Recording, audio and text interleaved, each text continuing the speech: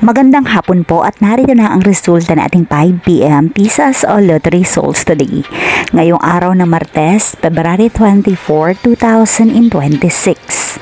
At para po sa draw natin ngayon ay ang 3D Lotto at ang 2D Lotto. At para po sa Lotto more updates, pa-subscribe na lang din po ako sa aking channel at pahit na din ng notification bell.